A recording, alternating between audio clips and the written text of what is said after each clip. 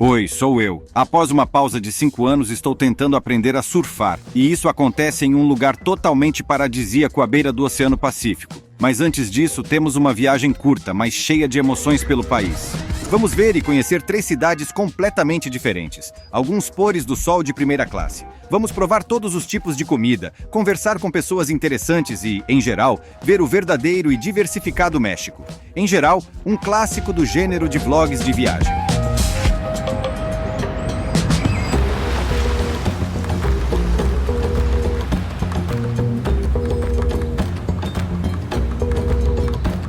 Começamos nossa jornada na Cidade do México.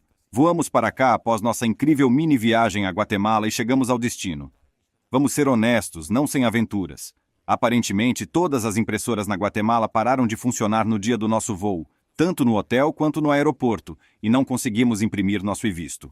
Mexicanos na alfândega não gostam de ver documentos no telefone, então fomos levados para uma sala separada onde havia vários potenciais imigrantes ilegais.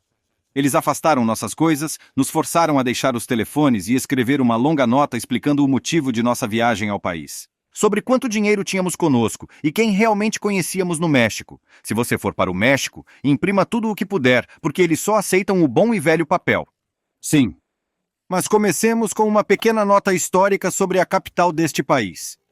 A Cidade do México está situada num vale montanhoso, no antigo lago Texcoco.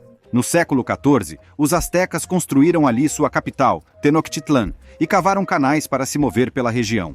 Já no século XVI, os espanhóis chegaram e conquistaram a cidade em 2 tentativas. Com o passar do tempo, eles secaram parte do lago, pois o sistema de canais era muito complicado para os seus planos urbanísticos. No lugar do maior templo asteca, construíram uma catedral católica. A Praça da Constituição, ou Plaza Zócalo, era o centro da cidade tanto para os astecas como para os espanhóis, e continua a sê-lo hoje em dia no México independente. O país conquistou a sua independência da Espanha em 1821 e desde então a Cidade do México é a capital. Hoje é uma metrópole com 9 milhões de habitantes, chegando a quase 25 milhões com os subúrbios, o que a torna a 9ª aglomeração mais populosa do mundo. Com uma história tão rica, a cidade é vasta e muito diversificada. Você encontrará centros de negócios, arquitetura moderna e bairros residenciais desfavorecidos.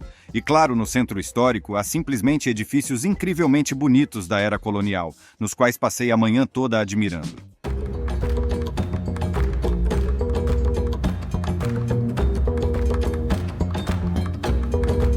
Na internet, pode-se encontrar muitas opiniões de que a Cidade do México não é a cidade mais segura para turistas. No entanto, isso é uma avaliação muito subjetiva e relativa. Por exemplo, se você comparar isso a uma pequena cidade na Suíça, sim, há áreas aqui onde é melhor não entrar como turista com vários tipos de câmeras caras penduradas no pescoço. Bem, eu parti para minha rápida caminhada de um dia inteiro por partes interessantes. E espero, seguras da Cidade do México. Olhando para o futuro, todos os lugares que visitei naquele dia na Cidade do México foram bastante seguros. No entanto, consegui marcar um hat-trick de verdadeiros erros turísticos. O primeiro deles me esperava no Parque Xochimilco. Xochimilco não é apenas um parque verde e silencioso onde os moradores locais gostam de relaxar.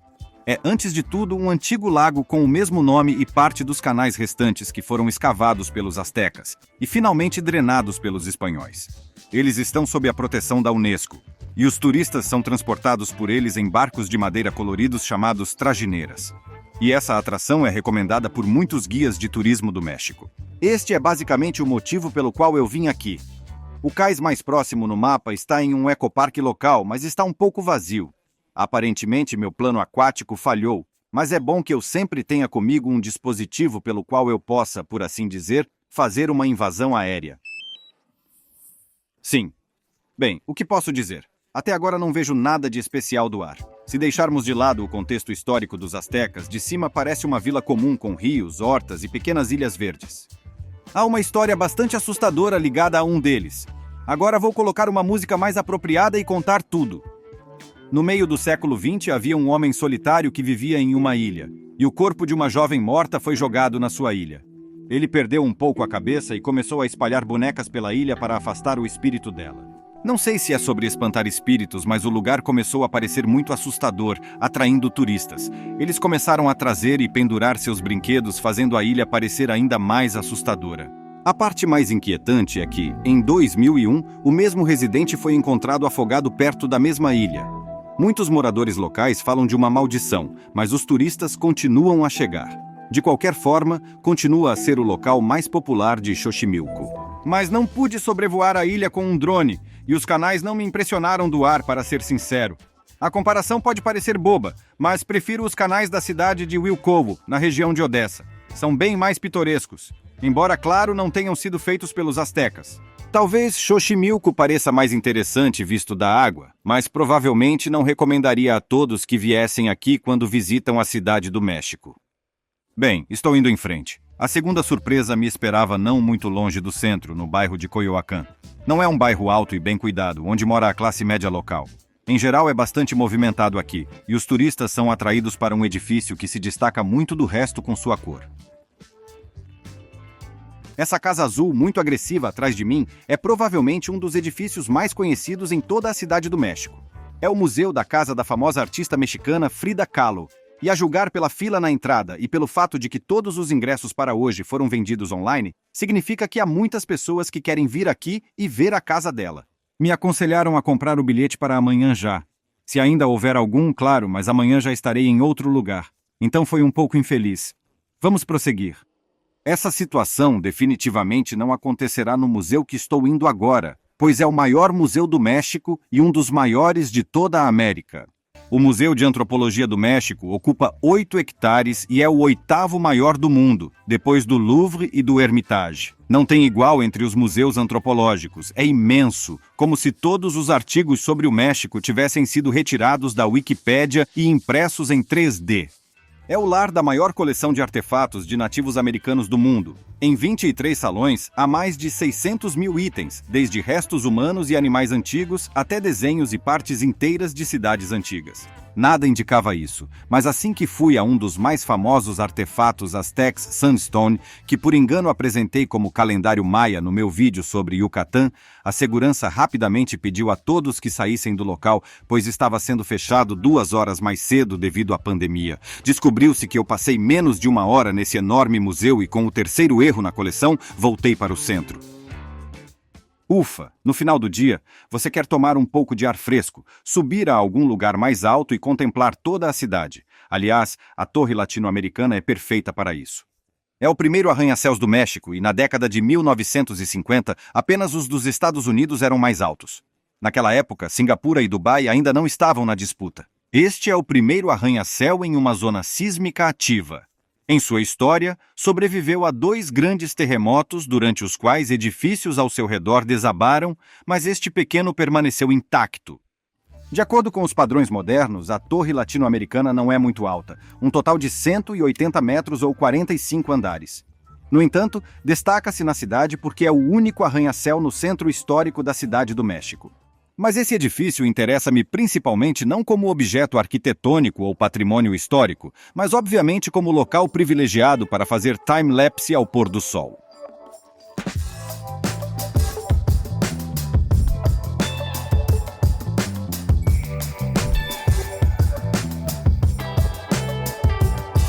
Para dizer a verdade, quando cheguei ao topo pela primeira vez, pensei que seria o auge de todos os fracassos daquele dia, pois começou a chover muito forte. Mas na verdade foi um grande sucesso, porque a chuva, em primeiro lugar, terminou rapidamente, e em segundo lugar, reduziu a poluição que geralmente paira sobre a cidade e pude ver a cidade do México à noite, como dizem, com as configurações gráficas no máximo.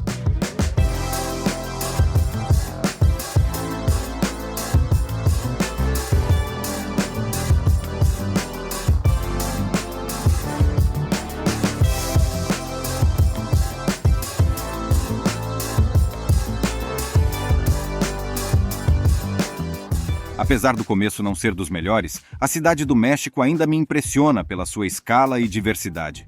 Mas todos esses problemas não me preocuparam muito, pois este dia foi basicamente uma longa parada antes da viagem de amanhã de manhã para o outro lado do México.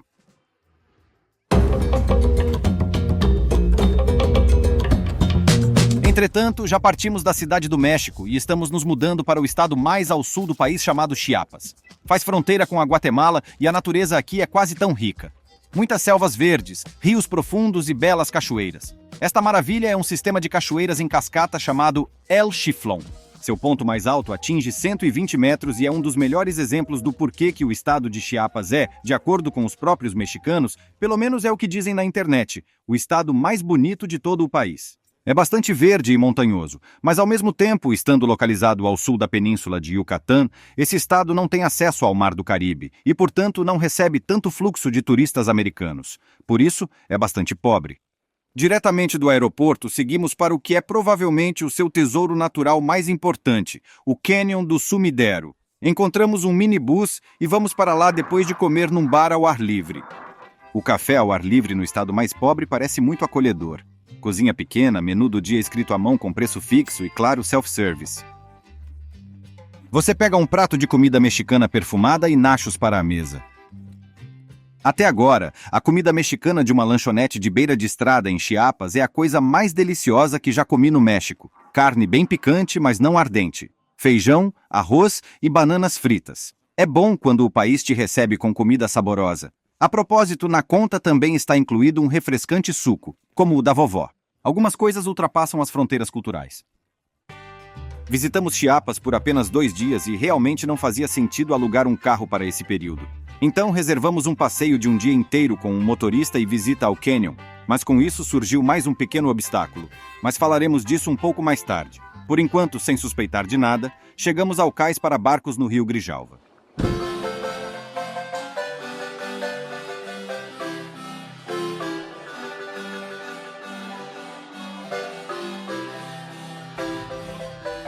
Partindo de um modesto cais em um barco cheio de turistas. Eu não esperava que nos aguardasse um dos espetáculos naturais mais épicos que já vi em minha vida. O Cânion do Sumidero começa com uma seção de selva relativamente baixa e margens pantanosas que são o habitat de muitos animais diferentes, como os falcões predadores. No entanto, os crocodilos predadores do rio, que sobem nas rochas para se aquecer e parecem espantalhos. E 2 galhos acima do barco penduram-se aqueles adoráveis pequenos macacos. Toda a área ao redor é um parque nacional, por isso os animais estão sob total proteção do governo. Mas acho que as paredes do Canyon protegem eles melhor do que o governo. Intransponíveis. E quanto mais avançamos ao longo do rio, mais altos e íngremes se tornam seus penhascos, atingindo por vezes 1 quilômetro de altura e tirando completamente o fôlego. Sumidero é tão antigo quanto o famoso Grand Canyon nos Estados Unidos. Sua formação começou aproximadamente na mesma época, há 70 milhões de anos. Apenas devido ao clima tropical úmido, o equivalente mexicano é muito mais verde e, em alguns lugares, parece o papel de parede de um MacBook ou material de algum parque jurássico. E aqui faremos uma pequena pausa do meu tagarelar e nos imergiremos nessas belas paisagens.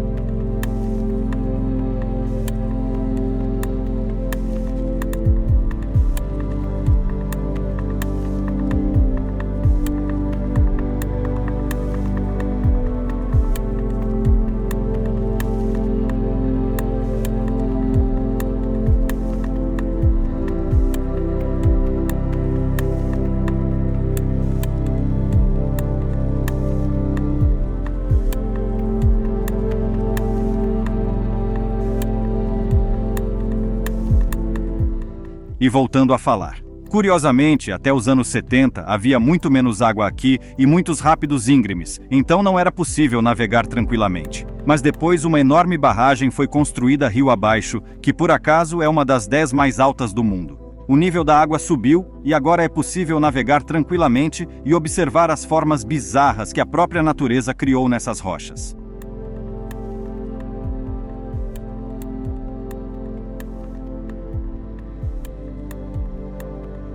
Paramos agora perto de uma gruta absolutamente magnífica com uma estátua da Virgem Maria. Mas não faço a menor ideia do que seja nem por que está lá, pois o nosso guia falava apenas espanhol.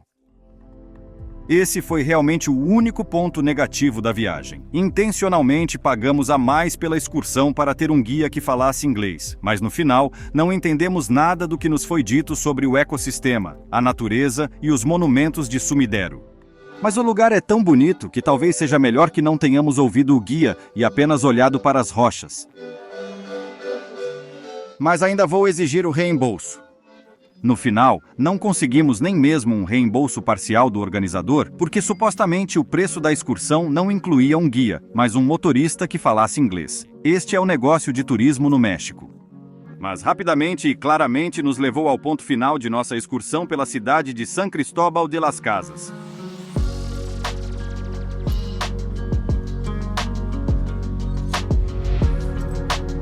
E imediatamente algumas informações sobre esta cidade. Aqui, nas montanhas do estado de Chiapas, a uma altitude de 2.200 metros, existiam outrora muitas aldeias maias. Mas no século XVI, os espanhóis chegaram e construíram a cidade de San Cristóbal, que vem atraindo cada vez mais turistas a cada ano.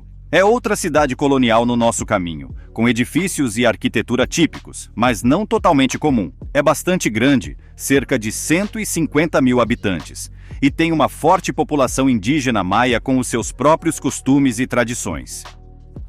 Enquanto caminhávamos pela cidade e descobríamos o ambiente, paramos em um pequeno restaurante para almoçar e lá conhecemos o dono do local, que se mudou do centro do México para cá. Conversamos com ele sobre o que torna este estado e seus habitantes tão autênticos. As suas tradições não lhes permitem aceitar cegamente tudo o que vem do mundo exterior, como, por exemplo, as influências da industrialização e da modernidade, pois aspiram a preservar a sua identidade e os seus valores. Esse tipo de desindustrialização parcial cria aquele charme proverbial, mas também faz com que Chiapas, como um todo, seja bastante pobre. Os moradores estão divididos entre aqueles que lucram com os visitantes e aqueles que não estão tão satisfeitos com os turistas. Olhando para esta situação de forma romântica, eles perderão a sua identidade, certo? Então eles têm sua identidade e é por isso que atraem turistas. Exatamente. Mas isso não os satisfaz. Exatamente assim. É complicado. Isso é muito complicado, pois mesmo na política, a lei não se aplica a eles 100%. Nessas cidades, onde diariamente se encontram nativos e não apenas mexicanos, ok, todos somos mexicanos, mas presume-se que oficialmente a lei, a Constituição mexicana, se aplica a nós. Mas eles têm suas próprias leis. Como você se chama? Usos e costumes. Usos e costumes é uma coleção não oficial de regras e costumes locais. Isso é muito importante. Em 1994, o movimento esquerdista zapatista se rebelou contra o Estado, e uma de suas demandas era o respeito à lei, usos e costumes. De modo geral, a questão da identidade e herança é levada bem a sério aqui. Vamos voltar à exploração da cidade. Passeando calmamente pelo mercado local e depois, pescadores pegaram na rede uma bela igreja espanhola. Assim é. Esta é a igreja de Santo Domingo e sua fachada altamente detalhada está sendo restaurada para deteriorar um pouco mais devagar. É um dos principais monumentos da cidade e uma das muitas igrejas que foram construídas aqui do século XVI ao XIX. E se você é fã de admirar esse tipo de arquitetura, a cidade certamente é para você. Mas, apesar de toda a sua antiguidade, San Cristóbal também encanta os amantes da urbanização. Eu gosto muito da maneira como esta cidade combina coisas modernas com edifícios antigos, lojas, restaurantes e assim por diante.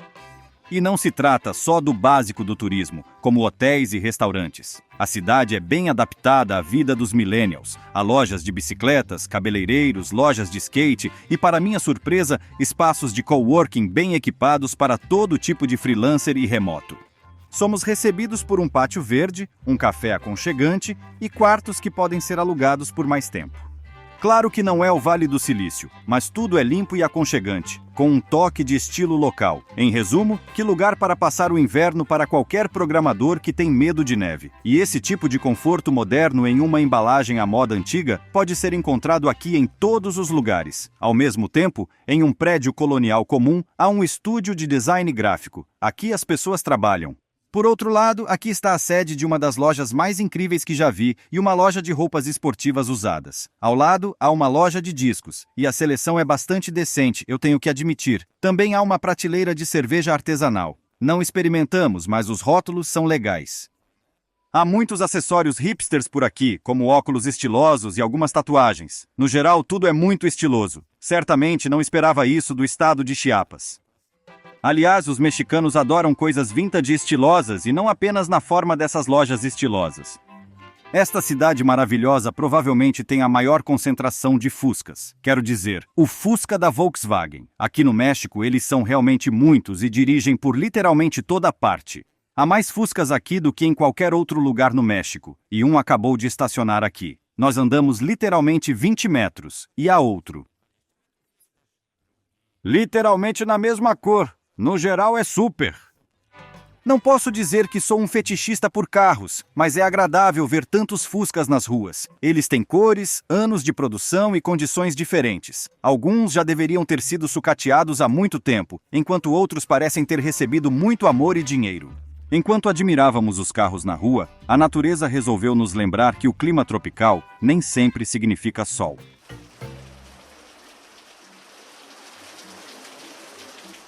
San Cristóbal foi repentinamente atingida por uma chuva tropical, e nós escapamos dela e nos escondemos em um lugar bem autêntico. Parece que era um celeiro, e a julgar pelas esculturas nas paredes, poderia ter sido armazenado milho aqui. E aqui servem uma especialidade local: frango ao molho de cacau. Para os maias, o cacau e o chocolate sempre foram produtos especiais, até mesmo sagrados, usados em todos os tipos de cerimônias, e agora são usados para cozinhar em restaurantes locais. E tem um gosto como...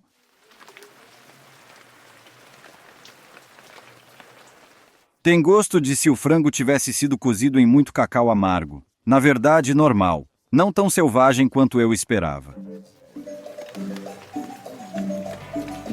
Com esses músicos que de repente começaram a tocar, tive uma situação tipicamente mexicana. Normalmente eles recebem gorjeta para tocar, mas depois perceberam que eu queria dizer algumas palavras na frente da câmera e perceberam que poderiam ganhar dinheiro ficando em silêncio. Talvez tenha sido usado para armazenar milho, a julgar pelo... Um momento, por favor. Então, pela aparência... Porra, cara! Decorações nas paredes. E nós pedimos comida local.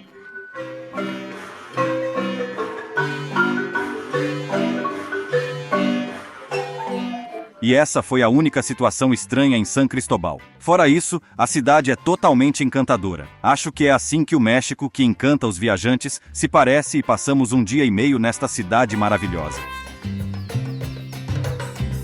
Visitamos vários pátios, experimentamos comida de rua e coquetéis no mercado. A propósito, eu realmente não recomendo. Eles adicionam ervas muito amargas e colocam tudo em um pequeno saco. É bastante desagradável de beber. No México, às vezes é melhor comer algo mais conhecido. Geralmente, após um passeio gastronômico como esse, o tempo de fazer o check-out do hotel se aproximava sem ser percebido.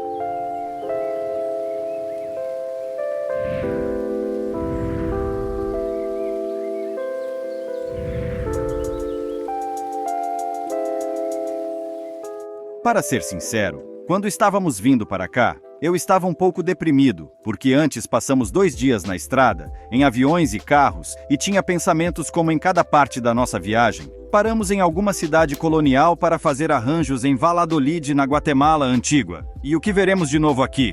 Por que estamos vindo aqui? Mas quando eu cheguei, eu realmente gostei. Por exemplo, este hotel onde estamos hospedados. Há uma enorme quantidade de detalhes aqui, mas ao mesmo tempo não há coisas de museu que tornam a estadia aqui desconfortável. E claro, o que sempre me fascina nos hotéis é o acesso ao terraço. O acesso ao terraço no telhado foi perfeito para uma última olhada dramática na cidade antes de partir. No entanto, não sinto muito pesar por estarmos indo embora, pois estamos nos dirigindo para o Oceano Pacífico.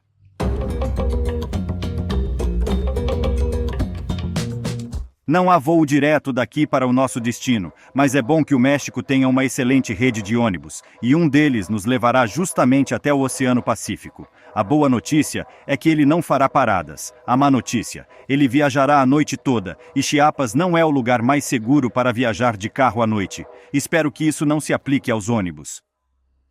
O ônibus noturno, que leva 11 horas, custa quase $50 e inclui apenas um conjunto básico de comodidades. Uma pequena televisão filmes em espanhol, banheiro e a possibilidade de reclinar um pouco e pelo menos tirar uma soneca, se tiver sorte de ser da altura média mexicana. De qualquer forma, 11 horas aqui não é classe executiva na Turkish Airlines. Resumindo, nós viajamos neste ônibus do entardecer ao amanhecer e posso dizer sem dúvida que nossa parada valeu cada minuto. É Puerto Escondido, uma pequena cidade no Oceano Pacífico, cujo nome é traduzido literalmente como Porto Escondido.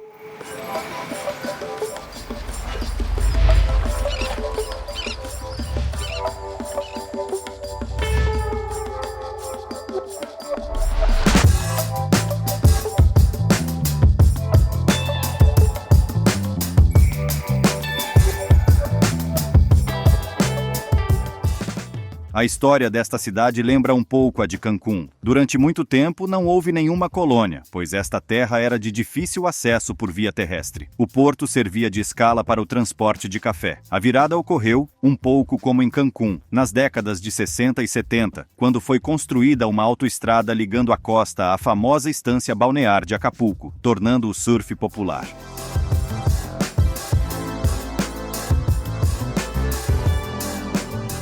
E isso é provavelmente a melhor coisa que poderia ter acontecido a esta cidade. Aqui fica a famosa praia de Zicatela. Zicatela, que devido às grandes ondas que às vezes atingem 20 metros, é consistentemente classificada entre os melhores lugares do mundo e organiza competições de alto nível. Mas devido à longa linha costeira, existem praias mais fáceis, digamos, para surfistas amadores. E o mais importante, o lugar não é tão popular quanto Bali ou Havaí. Você pode chamá-la de não convencional, com sua especificidade local. Ao contrário de Cancún, que se expandiu para 1 milhão de habitantes graças a fundos governamentais e à chegada de banhistas, aqui residem permanentemente apenas cerca de 50 mil pessoas e Puerto Escondido não está se desenvolvendo muito rapidamente. A cidade ainda não está muito densamente construída. Há muitas áreas verdes como esta que estão cercadas por arame farpado, pois dizem que é propriedade privada e algum dia construirão algo aqui. Graças a isso, parece muito espaçoso. Poucas pessoas se atrevem a investir em caixotes de concreto enormes para hotéis. À primeira vista, há alguns edifícios de 5 andares e é tudo. Aparentemente, a terra aqui não é muito procurada. Então, a apenas 10 metros da praia você pode encontrar cabanas assim. Mas para os viajantes, há uma enorme quantidade de acomodações para todos os bolsos. Desde quartos muito baratos que podem ser alugados de locais até vilas privadas bastante instagramáveis com telhados de palha, com uma vista assim do pôr do sol. Falaremos sobre o pôr do sol um pouco mais tarde. Escolhemos uma solução intermediária. Um dos hotéis menores combinado com uma escola de surf. E me permitam que eu mostre rapidamente a atmosfera agradável que espera por vocês dentro. Na entrada, somos imediatamente recebidos por um quadro negro com todas as informações úteis, preços e lista de hóspedes por quarto. Um pouco mais adiante estão os chuveiros de verão e o estacionamento. No primeiro andar estão os quartos de hóspedes. Isso é tudo quando se trata de uma aconchegante cozinha e sala de jantar compartilhada, e uma maravilhosa área de descanso. Acima há mais alguns quartos e a cereja no bolo.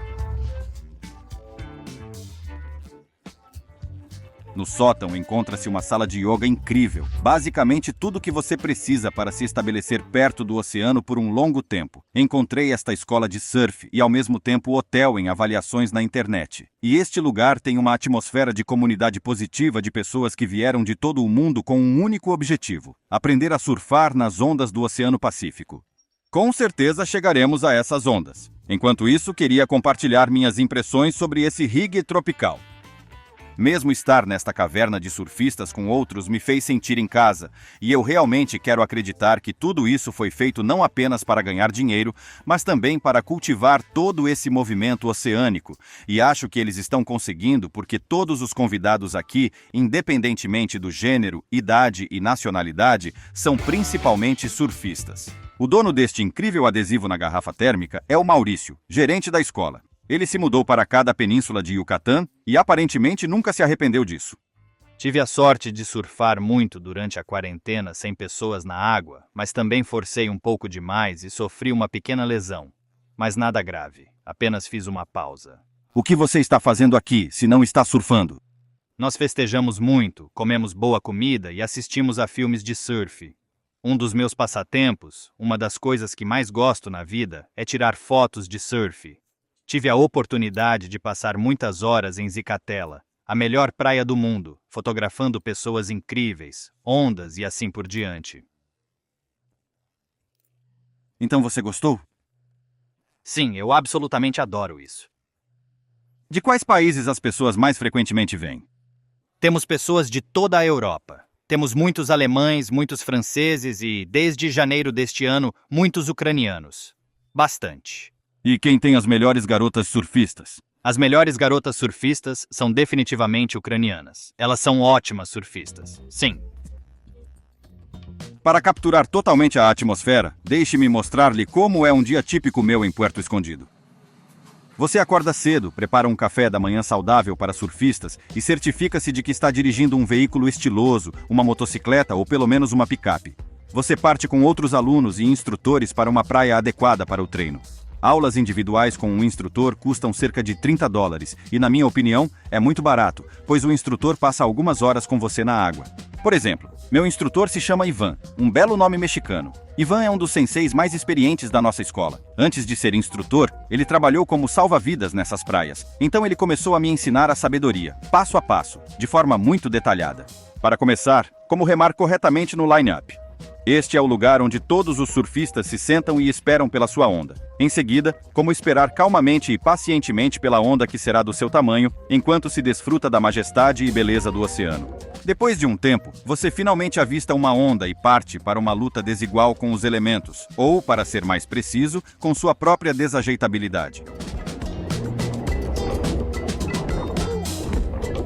Depois de cair muitas vezes, colidir com outros surfistas e, claro, voltar para a fila, você finalmente pega sua primeira onda branca. Chama-se branca porque já está quebrada e é feita principalmente de espuma, e surfar nela é muito mais fácil.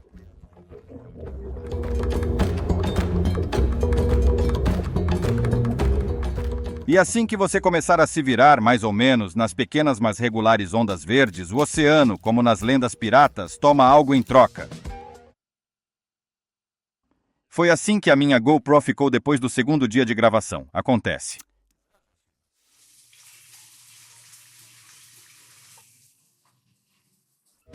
Quando você voltar para casa, terá tarefas esperando por você e muito tempo livre, que será melhor gastá-lo em vários tipos de exercícios, para que amanhã você possa enfrentar o oceano um pouco mais forte. Mas é claro que isso é apenas a minha fantasia fitness. Na realidade, nos primeiros dias, a prancha, a água salgada e o sol são tão exaustivos para o corpo que a única energia restante é para deitar na rede. E claro, espere pelo melhor momento do dia.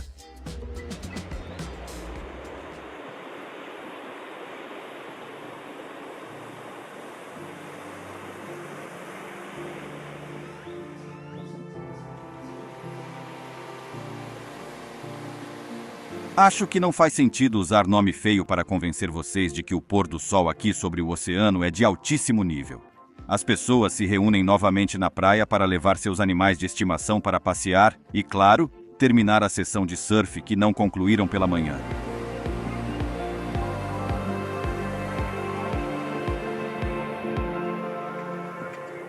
Nós também saímos do hotel para desfrutar dessa atmosfera. Claro, levamos câmeras e drones porque há uma luz perfeita para filmar aqui.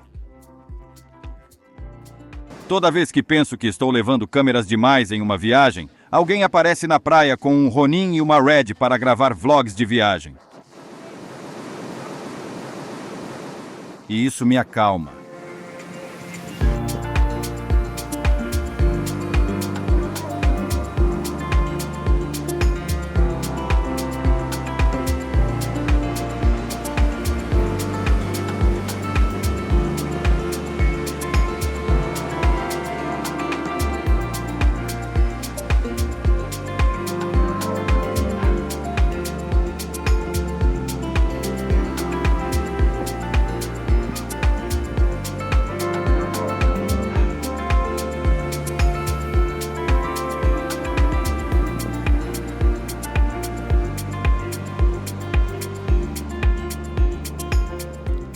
E aqui eu começo a entender Maurício. Mesmo apenas assistir e filmar o surf foi uma ótima diversão. O que podemos dizer sobre o próprio processo? Em geral, eu gostei muito e gostaria de repeti-lo o mais frequentemente possível.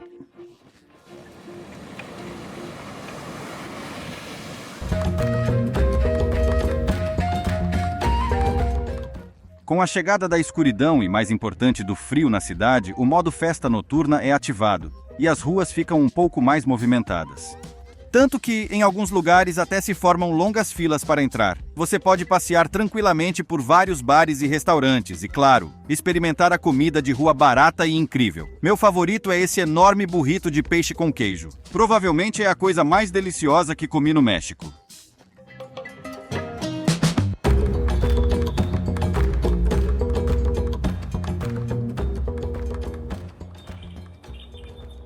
Em suma, este lugar é simplesmente fantástico. Quando Bória e eu estávamos planejando nossa viagem para a costa do Pacífico, achamos que ficaríamos em Puerto Escondido por alguns dias, surfaríamos um pouco e depois iríamos ver outras cidades. Mas assim que chegamos, percebemos que isso não é uma opção.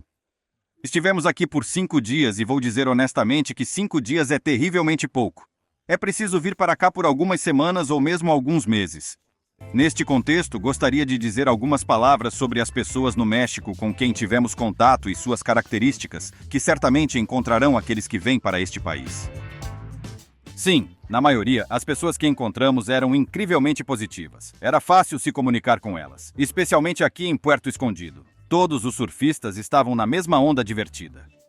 No entanto, ainda existem alguns aspectos negativos na comunicação com os mexicanos. O primeiro deles é a preguiça e a lentidão geral. Existe até um termo específico para essa preguiça. Isto é mañana. Na tradução literal significa amanhã. Traduzido, significa amanhã. O melhor exemplo de como se pode perder a oportunidade de mañana encontra-se aqui, em Puerto Escondido, onde Maurício cometeu um pequeno erro ao planear uma aula para um dos dias e teve de resolver imediatamente o problema. Mas a sensação desagradável permaneceu. Às vezes, é possível resolver a situação de forma positiva. Você não luta, trata isso normalmente, mas às vezes essas coisas podem realmente irritar e você precisa estar preparado para isso. A segunda questão é que, se a pessoa estiver ligada à indústria do turismo, ela terá um desejo muito forte de ganhar mais dinheiro, gorjetas ou simplesmente enganar um pouco. Um exemplo perfeito também é Puerto Escondido. Aqui está a laguna, onde à noite o plâncton local brilha e cria a ilusão de um céu estrelado diretamente na água em que você está. Naturalmente, quando descobrimos isso, imediatamente fomos para lá para uma excursão noturna. Levamos 1 hora de carro, depois 45 minutos de barco só para chegar lá. E então ouvimos: pessoal, na verdade não havia lua. A luz está muito brilhante, então vocês não vão ver nada. Vocês podem ir até a tenda e tentar mover as mãos por lá. Talvez vocês vejam alguma coisa, tipo plâncton. Isto não é exatamente o que você esperava ao pagar por isso. Gastamos cerca de $25 cada. Não é uma quantia tão grande, mas é mais pena pela noite desperdiçada. E na minha opinião, esta não é a abordagem correta para o negócio turístico. No que diz respeito às minhas impressões gerais sobre esta aventura de quase um mês, estou incrivelmente satisfeito por esta viagem ter acontecido. Viajamos de Cancún, cara e muito turística, até Puerto Escondido, marcada pela espiritualidade. Vimos o estado de Chiapas, a gigantesca cidade do México com a sua incrível amplitude e diversidade. Claro, a Guatemala é um assunto à parte. Não é o México, mas ainda faz parte desta viagem. Provavelmente foi isso que mais me marcou. Os majestosos vulcões que se erguem ao longe, o silêncio apaziguador do lago e a beleza deslumbrante, quase surreal, dessa paisagem única. Claro, muito obrigado por assistir este vídeo e todos os outros. Não sei quantos serão no total, mas provavelmente alguns. Fui fazer as malas, pois este é um dos meus últimos dias no México. Até ao próximo vídeo.